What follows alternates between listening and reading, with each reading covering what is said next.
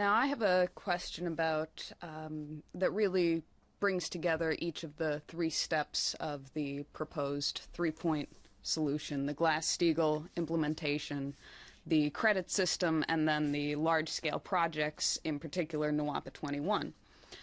Now, just this past week, the National Geographic blog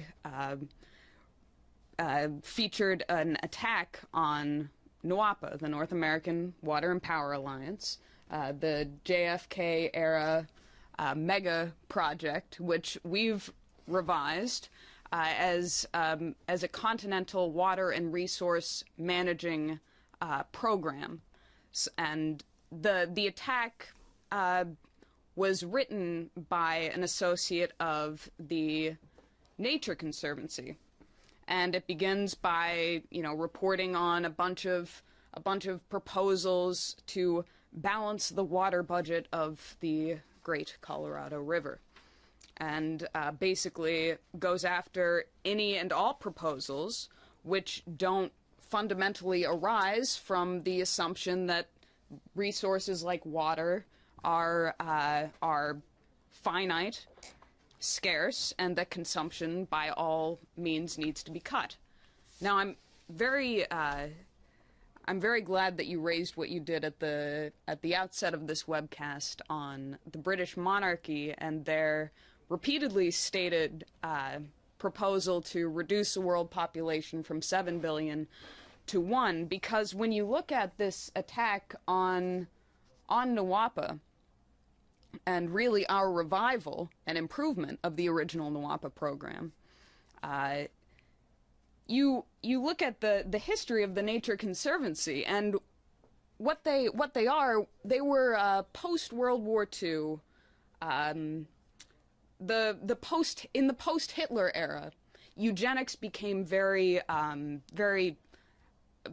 bad to talk about in public. So the name eugenics was altered to environmentalism. The Nature Conservancy was founded 1947 by the very authors of Adolf Hitler's eugenics policy. Thomas Huxley, head of the British Eugenics Society; Max Nicholson, another Eugenics Society leader, also part of the, founder of the Simon Population Trust, best known for population reduction and sterilization. And later on, Huxley and Nicholson, the founders of the Nature Conservancy, would come together with the Queen's consort, royal consort, Prince Philip, and the card-carrying Nazi member Prince Bernhard of the Netherlands, to found in 1961 the World Wildlife Fund. But I mean, that's ancient history. That's 60 years ago. What are they today? What is the Nature Conservancy today? Well, until he stepped down to become the Treasury Secretary of the United States in 2006, the chairman of the Nature Conservancy from 2004 to 2006 was none other than Henry Paulson, also the CEO of Goldman Sachs, again, Treasury Secretary and nature lover. Oh, but then after Hank Paulson left, the now chairman of the Nature Conservancy is a gentleman named Mark Tursick, who is the former managing director at Goldman Sachs up until 2008 when he joined the Nature Conservancy. Now, I don't want to give people the wrong impression here. Not all eugenics turned environmentalist organizations are being backed by Goldman Sachs. There are other investment banks. So my question on that, all of that being said, we know the pedigree of the modern environmentalist movement. We know their financial backers, which include, of course, most famously, the Queen of England. We know also their violent opposition to any kind of creative or productive development of our national territory, of nations' territory, and what they've misnamed finite or scarce resources, such as water, energy, and food. So my question is, knowing this pedigree, what is the impact of the first step of the 3-point program, Glass-Steagall, on the third step of the program, large-scale infrastructure projects such as NWAPA, our upgraded NWAPA 21? Mm-hmm. Well, NWAPA is the easiest thing for me to categorize as to what the policy issue is. Simply, we will probably get a very large increment in water supply of the United States by NWAPA. It's the usual thing. Now, it takes a big investment, but it's a profitable investment. You get much more back than you ever spend. And that's the characteristic of a credit system. If we don't put NWAPA in, the death rate in the United States is going to increase. We see the situation now. For example, because of these kinds of policies, what we did not try to develop the water system of the United States, not even that of the Central Plains. We drove down the water supply. In other words, we did not increase the net flow of water through that acreage. Really reduced it. Why did they reduce it? Because of corporate interests took over, and they didn't want to develop the farm system as a farm system. The farm system operated by pulling down the deep reserves of the water supply. The land level subsided. The fertility of the soil was gone. The weather went bad. Why? Because we didn't do the right thing. We drained down the land area by deeper and deeper drawing up of water. And we made it dirty. We made all kinds of problems. We killed our agricultural industry. We increased a really unlawful system like Monsanto and so forth, where they own the seeds of to perpetuity, and they even take a big profit on top of that as a finder's fee. So this whole process is of that nature. Now the more crucial thing, which is the same thing, but to make it more crucial, we have two categories of living species on land that we deal with. Two categories. One are species which naturally increase their value as species. The other are those which decrease their value as species. What is happening, what the greenie is a person who is determined to decrease the value of his own species without removing the feces. But that is exactly what this is. Any population, particularly human population, that wants to go back to the Stone Age or something similar in terms of their policy, combined with the determination to have a reduction of the population from 7 billion to 1, and to make them more ignorant, to make them less productive. How many people in the United States have actual productive employment? They have make-work employment, which doesn't produce much of anything. And then on that basis, they say, well, they have to reduce the income of the families. They have to have lower wages. Why do you increase the money demands? Thereby, you reduce the population by methods of starvation and increased stupidity. Well, this is not unknown to us. This is what happened to the Roman Empire.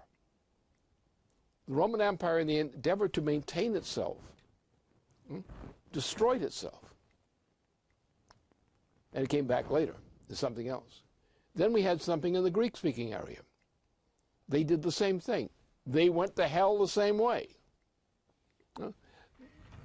Then we had the Venetian system.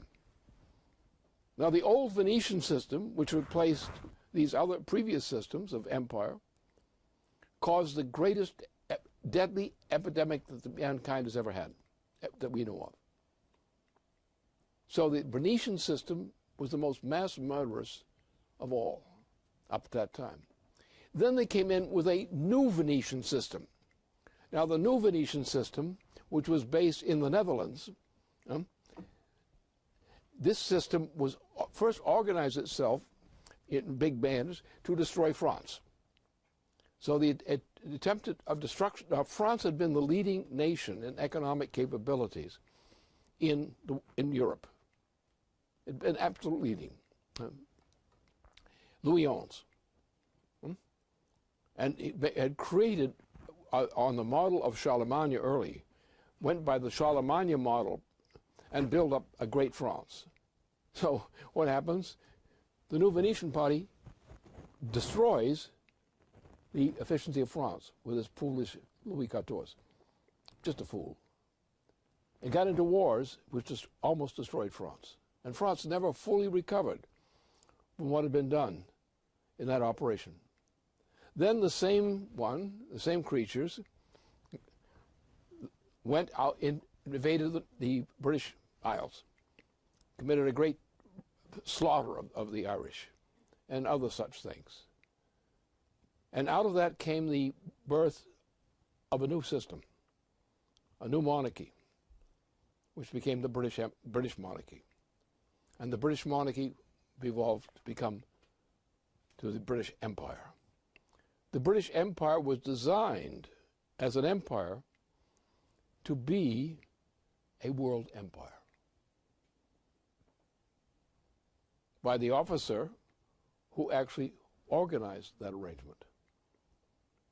The British Empire is an empire, and the characteristics of, you may find the characteristics of the British population, the Irish population, the Scottish population, the Welsh population, well, may be quite different. Their goals in life may be more human, shall we say, much more understandable to human beings than some of the things that go on in the British court, or like Tony Blair. So, therefore, the issue here is what we're seeing in this phenomenon. We're seeing the reflection of the imperial system, the same imperial system that destroyed Troy. That principle of the imperial system. And that's what the problem is. And we're getting, again, now the United States is being subjected under British direction, British imperial direction, mind you, to destroy the population of the United States, as the large sections of the empires of the past have each gone through systemic destruction, as was the original Venetian Empire did. And the human species is headed toward hell if we let that continue. Now, the other part of this process is that no species that fails to rise to a higher level of species in terms of their richness of development, no such species will survive.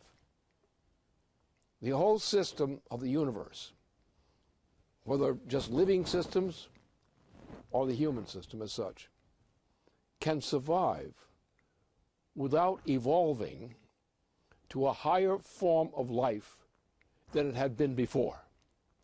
All evolution of human life, of animal life, depends upon increasing the relative energy flux density of the system of species embodied.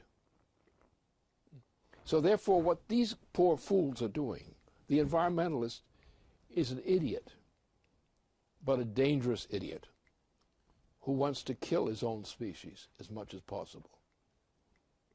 And this is the lesson of the evils that have happened in the region, that region of the planet, the Mediterranean region, in known history. No species can survive if its role in its own life is to lower the standard of living of that species, the standard of development and self-development of that species. Whole species, most of the species that have existed on this planet are dead. Not just the people or the individuals, but the whole species is dead. Anyone who wants to follow this policy is saying, well, let's make the entire human species go dead. That's his policy.